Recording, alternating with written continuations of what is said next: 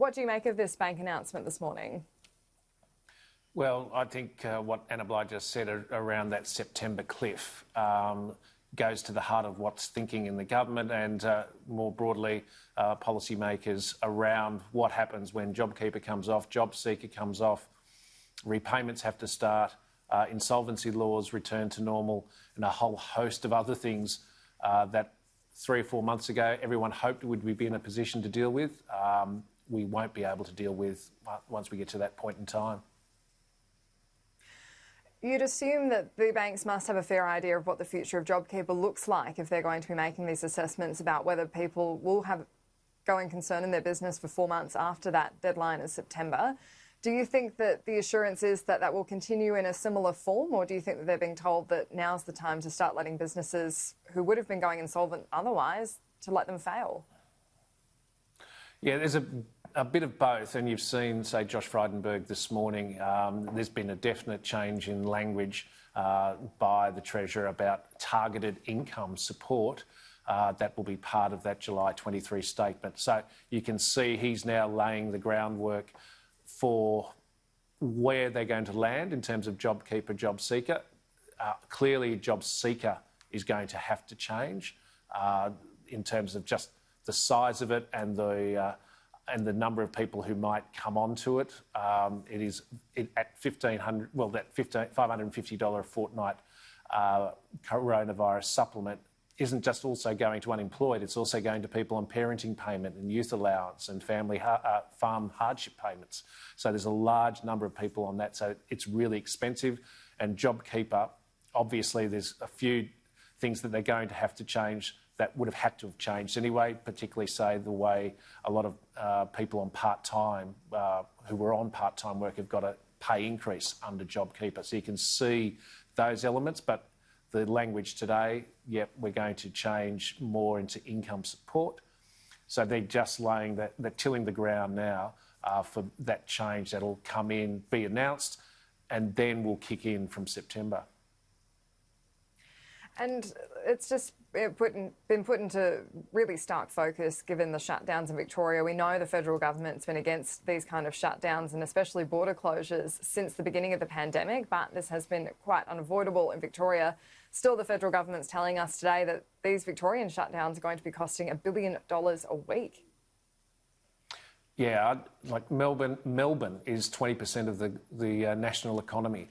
And if you're going to shut it down, then you are going to really have a clear hit. It's interesting, say, for instance, yesterday, Phil Lowe, in the statement accompanying the RBA's decision to keep rates at 0.25, talked about it being a bumpy ride for the economy and that they're effectively ups and downs. Now, he was saying right then, oh, yeah, look, things aren't as bad as we'd feared, but what happens with Victoria now really sort of puts you back onto the, oh, hold on, this is going to hold back the entire national economy for at least an extra 6 weeks. And then, yep, 6 weeks, you get to that end, start reopening. The concern in this, and the premiers, the Prime Minister and the health officials have all been clear in this for a long time, is that you're going to have flare-ups on occasion. And then it's trying to work out how to deal with them. And perhaps the Victorian issue is going to sort of coalesce the thinking about how to handle future flare-ups. And you touched on this before, but one of the big markers that the federal government's hanging its response off is this July economic update. What are the big figures you're looking for in there that would inform what the government will do next? Well, I'd look at, say, what Westpac did on Friday, where they updated their estimates on the size of the budget deficit. And they, for the financial year just completed, they upgraded that by about a lazy $15 billion to $90 billion. And for the current financial year, they've upgraded it to around $240 billion. It is difficult for someone who's been covering far too many budgets than I can remember, that we are talking about numbers like that, and that this is going to weigh on budget policy, on election policy, on everything that the government gets up to for years. And that conversation, it's not ready for the economic statement that Josh Frydenberg's about to deliver, but it is going to start coalescing the mind of a lot of people about just how do we get out of this. Now, we know that, say, for instance, the economic forecasts are going to only be for 2 years out of this. Now, the Prime Minister's already laid down a marker that he wants to pay down debt. We need the economy to grow at least a percentage point stronger than trend for 5 years. That hasn't happened since the 1960s.